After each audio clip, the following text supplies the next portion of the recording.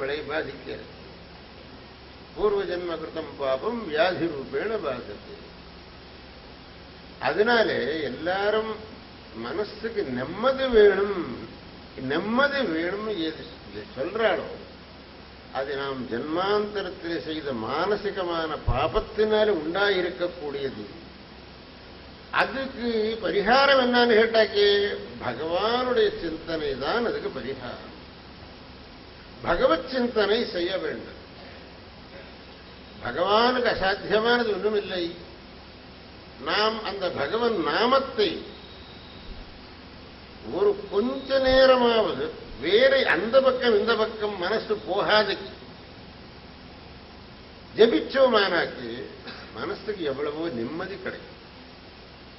சில பேர் ஆத்துல பூஜை வச்சுட்டு இருப்பா, பூஜை பண்ணிட்டு இருப்பா, ஜபம் பண்ணிட்டு இருப்பா, ஆனா மனசு மட்டும் அங்க இருக்காது.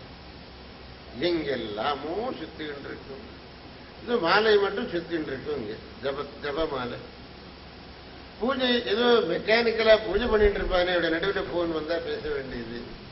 சரி எவனாவது வந்தாக்க அவங்ககிட்ட பேச வேண்டியது, எவனுக்கும் ஏதோ ஆர்டர் பண்ண வேண்டியது, நடுவில் பூஜை பண்ண வேண்டியது.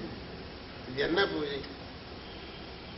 நீங்க ஜபம் பண்ணினாலும் பூஜை பண்ணினாலும் அது ஒரு 5 நிமிஷமே ஆகட்டும். அப்ப வேற எந்த விதம் எந்த பக்கமும் மனசு போகக்கூடாது.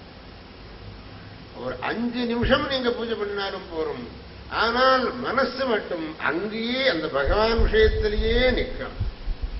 அப்படி நீங்க 5 நிமிஷம் செஞ்ச பூஜையை கூட ரொம்ப பலத்தை கொடுக்கும். அங்க பகவான் விஷயத்துல மனசு நிற்காதக்கு நீங்க மணிக்கணக்கா பூஜை செய்தாலும் அந்த பூஜை ஒரு பிரயோஜனமும். அது சில ஆளுக்கு ஒரு பிரச்சனை. நாங்க நிறைய பூஜை எல்லாம் பண்ணிருக்கோம், நிறைய ஜபங்கள் எல்லாம் பண்ண வச்சோம், பாராயணம் எல்லாம் பண்ணியாச்சு, ஆனா எங்களுக்கு ஒரு பிரயோஜனமும் ஆகலை. எப்படி ஆகும்? உங்களுக்கு சிரத்தையே இல்லையே. நீங்க அந்த பண்ணக்கூடிய காரியத்தை சிரத்தையா பண்ணிருந்தால் உங்களுக்கு பலன் கிடைச்சிருக்கும். உங்களுக்கு சிரத்தையே இல்லை. பகவான் சொன்னார், அஸ்ரத்தையா ஹுதம் தத்தம் தபஸ்தப்தம் கிருதஞ்சயத் அசதித்யுச்சதே பார்த்தா நச்சதத் பிரேத்தியனோ.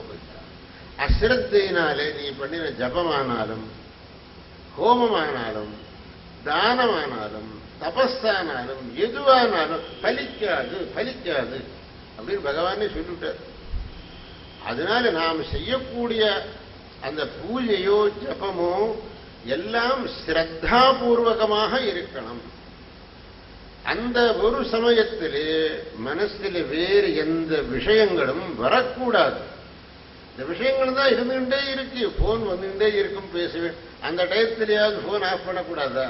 இல்லை, யார்கிட்ட இந்த வருமோ தெரியாதப்போ ஆஃப் பண்ணிட்டோமா, நான் எப்படி அது முடியாது. எவ்வளவு முக்கியமான விஷயம் வருமோ என்னமோ அப்படின்னு நினைக்கிறீங்களே இப்படியா, அதை விட முக்கியமானது இதுங்கிற நினைவு வரமாட்டேங்கிறது. இந்த லௌகிகமான விஷயம்தான் ரொம்ப முக்கியமானது என்கிற பாவம் தான் மனசுக்கு வரதே இப்படியா, அது எல்லாத்தை விட முக்கியம் இந்த பகவத் சந்நிதி, பகவத் ஆராதனம், பகவத் பூஜைங்கிறது மனசுக்கு வரதில்லை. அது மனசுக்கு வந்தால் எவ்வளவோ நல்லதாயிடும்.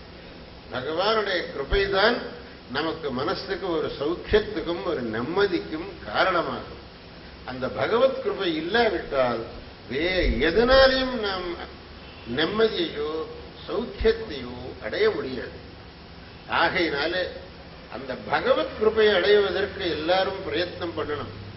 நாம் இந்த மாதிரி கோவில் நிர்மாணம் பண்றது அந்த பகவத் சந்நிதியில கொஞ்ச நேரமாவது வந்து உட்கார்ந்து அந்த பகவானை தியானம் பண்ணி அந்த பகவானுடைய கிருபைக்கு மாத்திரமாகணுங்கிறது தான் நம்ம இந்த கோவிலை கட்டிட்டு இருக்கோம். ஆகையினாலே எல்லாரும் கூட அந்த பகவானுடைய சிந்தனையிலே தினந்தோறும் கொஞ்சம் சமயத்தையாவது விநியோகம் பண்ணணும். நமக்கு எவ்வளவோ சமயம் கிடைக்கிறது, எவ்வளவோ சமயம் வீணா போயின்னு இருக்கு, வேண்டாத பேச்சுகள சமயம் போயின்னு இருக்கு. அதிலே ஒரு சிறிய நேரமாவது பகவத் சிந்தனையில போனால் அது ரொம்ப சார்த்தகமாகும். இந்த ஜென்மத்தையும் அடுத்த ஜென்மத்திலையும் நமக்கு ஸ்ரேயஸ் வரும் அந்த பகவத் சிந்தனையினாலே.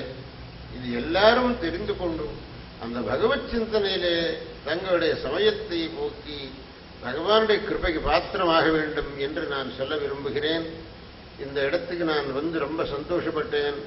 இந்த கோவிலை ரொம்ப அழகா வச்சுருக்கேன். உங்களுக்கு சிங்கேரி சாரதா பீடம் விஷயத்திலே விசேஷமான ஸ்ரத்தா பக்திகள். ஆச்சாரியால் இங்கே வரா, நாமக்கல்லுக்கு வரா, அப்படியே பவானி போயின்னு இருக்கா. இங்கே ஒரு கொஞ்ச நேரமாவது வந்துட்டு நம்மளை ஆசீர்வாதம் பண்ணணுங்கிற ஒரு தீவிரமான ஒரு ஸ்ரத்தையினால நீங்க பிரார்த்திச்சேள். அதுபடியே நம்ம இங்க வந்து அந்த பகவத் தரிசனம் பண்ணி உங்களை எல்லாருக்கும் ஆசீர்வாதம் பண்றோம். பகவானுடைய கிருபையினாலே உங்களுக்கு சகல அபீஷ்டங்கள் சித்திச்சு உங்க வாழ்க்கை பவித்திரமாகட்டும் என்று ஆசீர்வாதம் பண்றோம். ஹர நம பார்வதீபதயே ஹர ஹர மகாதேவ.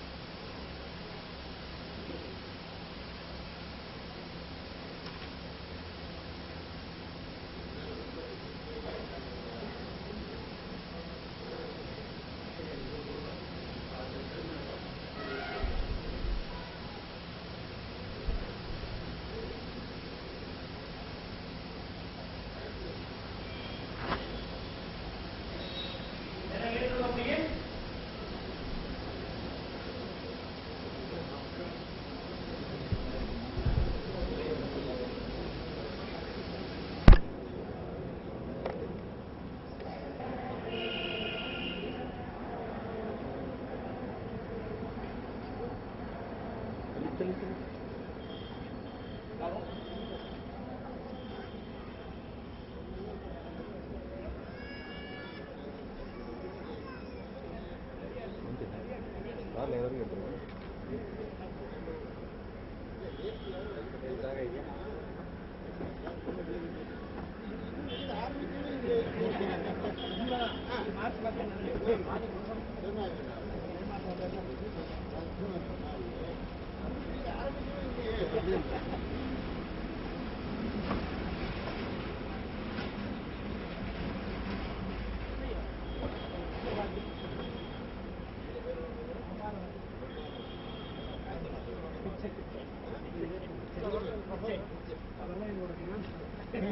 you.